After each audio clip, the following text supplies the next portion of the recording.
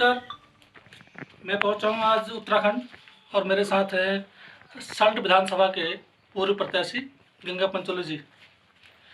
ये विधानसभा सल्ट पिछले 15 वर्षों से भाजपा के पास है और भाजपा के पास रहते हुए लगभग 14 वर्ष तक भाजपा यहाँ रही। और जो यहाँ के विधायक थे सुरेंद्र सिंह जीना, जिनका कुछ दिनों पहले ही निधन हो गया, उनके साथ पिछले चुनाव में गंगा पंचोली ने बहुत ज़बरदस्त टक्कर दी और कम वोटों से वो हारी इस विधानसभा में।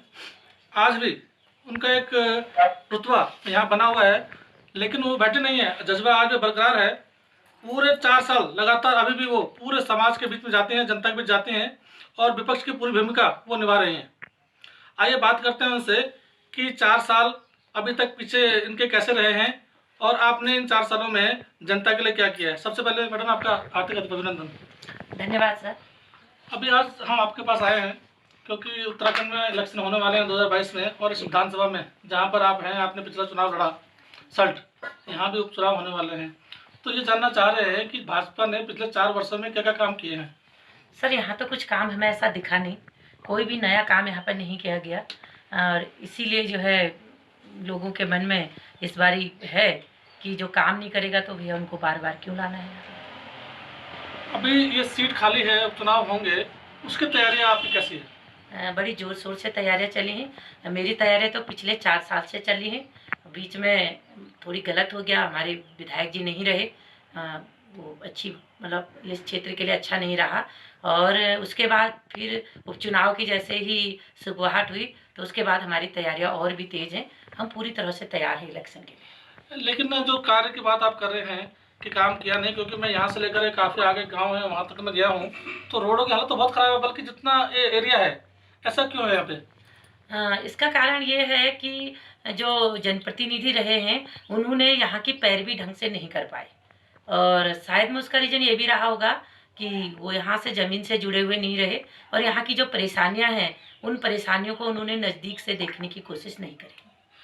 मैम ये जानना चाहूँगा मैं आपसे कि सल्ट विधानसभा कहाँ से कहाँ तक का एरिया पड़ता है इसमें? सर यहाँ से मोहान से 1 किलोमीटर आगे भकरा कोट है, वहाँ से लेके नागचूला खाल तक, इधर गैरखेत से लेके भैरंग खाल तक, और उधर आपके जो हमारा बेताल घाट का एरिया है, चेरी, क्यारी, खोलियों, बसेला, बकुला और पनुआ तिखौन, बनकोटा, इधर भी हमारा एरिया है। गैरखेत में भी हमारा एरिया है, सरांखेत भी हमारा एरिया है। मतलब बहुत बड़ी विधानसभा है हमारे और बहुत विकट भी है। और यहाँ का जो एरिया इस तरफ पड़ता है गेवाड़ की तरफ, कहाँ तक एरिया है ये 84 का पड़ता है, नागचूला खाल का, गैरखेत का। गैरखेत का। अब मैं आपको ये पूछना चाह रहा हूँ, रामनगर से जब हम आते हैं चौखटिया के लिए, जो ये रोड है, मोटर मार्ग जो है, इसकी हालत देखने लायक है, बहुत दयनीय है। ऐसा क्यों है? सर इसमें बहुत समय से काम नहीं हो पाया है और डामरीकरण नहीं हुआ है और कुछ तो वन क्षेत्र होने के कारण भी सिंगल हुए है, और लेकिन बहुत पूरी रोड में गड्ढे ही गड्ढे हैं। मैं कई बार अपने वीडियो के माध्यम से इस बात को उठा भी चुकी हूँ। एक बार मैंने आपके कुमरिया से इस आवाज़ को उठाया था, एक बारी डबरा सौराल से उठाया था, लेकिन बार बार इस क्षेत्र की अनदेखी होती है और यहाँ जो है काम नहीं हो पा रहा है, बिल्कुल भी नहीं। अभी आप जब विपक्ष की भूमिका निभा रहे हैं, यहाँ पे मजबूती के साथ जनता के बीच जाते हैं, तो आपको जनता क्या कह रही है, क्या कहती है वो कि ऐसा काम क्यों नहीं हो पा रहा, कैसे होंगे? सर ये काम इसलिए नहीं हो पा रहे हैं कि यहाँ सरकार बिल्कुल नाकामयाब है, सरकार की असफलता है, फेलियर सरकार है, इसलिए ये काम नहीं कर पा रही है। जो अभी ये बात चली थी विधानसभा में, बल्कि पूरे देश में चली हुई है कि उत्तराखंड के जो मुख्यमंत्री हैं उनका नंबर तो 0 में भी नहीं है, उसके लिए क्या कहेंगे आप? सर बिल्कुल सही बात है, मैं तो 0 से भी माइनस कहूँगी, नंबर नहीं है। अगर क्षेत्र में कुछ काम ही नहीं हुआ हमारे विधानसभा में तो हम उनको नंबर कैसे देंगे, वो तो 0 से भी माइनस है। इसी के साथ एक जुड़ता हुआ सवाल ये है कि अभी पूरे हल्के में, बल्कि कह सकते हैं कि पूरे अटकलें लगी हुई हैं कि मुख्यमंत्रियों में बदलाव, जो हमारे उत्तराखंड के मुख्यमंत्री हैं त्रिवेंद्र सिंह रावत, इनको बदला जाए। क्या आपको लगता है बदलाव आएगा? सर बदलाव तो नहीं आना चाहिए क्योंकि हमारे उत्तराखंड के लिए बहुत ही उसकी खेत का विषय है कि बार बार यहाँ मुख्यमंत्री बदले जाते हैं और अब उनका अंदरूनी मामला है, वो जो चाहे कर सकते हैं, लेकिन उत्तराखंड के लिए सही नहीं है मुख्यमंत्री बदलना बार बार। लेकिन अभी भी कह रहे हैं, पान की आपस में मीटिंग चल रही है कि अनिल बलूनी का नाम भी आ रहा है, अजय भट्ट का नाम भी है और रमेश पोखरियाल निशंक का नाम है। तो उसके लिए अगर ये बदलाव करते हैं तो चुनाव में इसका असर क्या पड़ेगा? सर यहाँ तो कोई असर नहीं पड़ेगा। जो 4 साल कुछ काम नहीं कर पाए तो 6-7 महीने में क्या काम कर पाएंगे? जी 6-7 महीने तो समझने में ही लग जाएगा। कोई असर नहीं पड़ेगा और भी अच्छा पॉजिटिव रहेगा कांग्रेस के लिए। मैं ये कहना चाहूँगा कि आपको टिकट मिलने की पूरी पूरी उम्मीद है, दावेदारी आपकी मजबूत है। अगर आपको चुनाव में टिकट मिलता है इस उपचुनाव में, तो आपकी प्राथमिकता क्या होंगी, प्रमुख कार्य क्या होंगे आपके? सर हमारे प्रमुख कार्य हमारे क्षेत्रीय मुद्दे हैं। हमारे यहाँ से बहुत ज़्यादा पलायन हो चुका है। एजुकेशन के मामले में हम बहुत पिछड़े हुए हैं। स्वास्थ्य के मामले में तो हमारे यहाँ की दशा बहुत ही दयनीय है।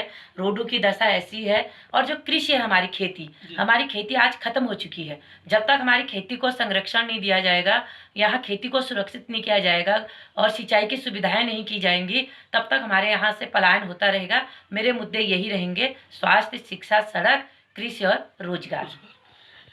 इतने सारे आपने बातें बताई, ये आपके मुद्दे रहेंगे। लेकिन जो लोग अभी तक के कोरोना काल में फंसे हुए हैं, उनके पास काम नहीं है, तो मैं जानना चाहता हूँ कि आपकी तरफ से या कांग्रेस पार्टी की तरफ से कोरोना काल में क्या काम करे गए थे?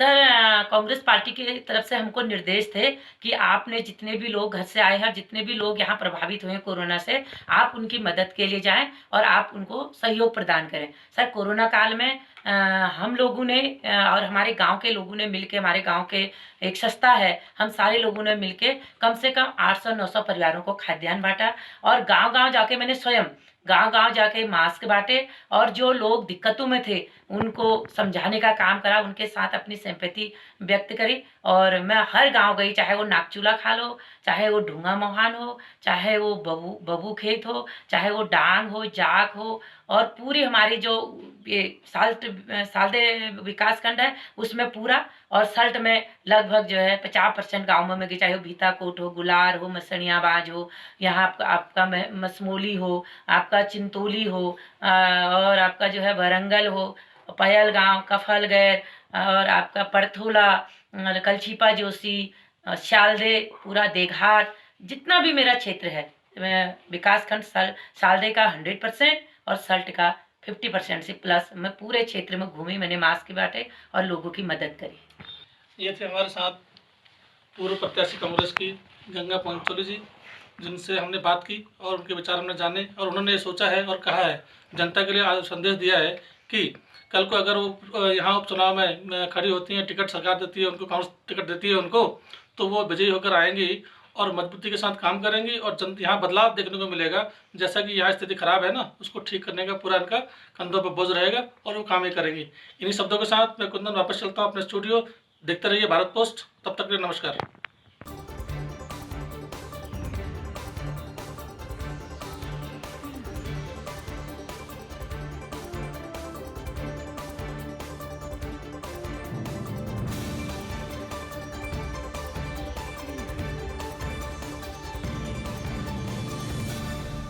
सब्सक्राइब करें भारत पोस्ट न्यूज़ 7 को और प्रेस करें बेल आइकन ताकि मिलती रहे हर अपडेट।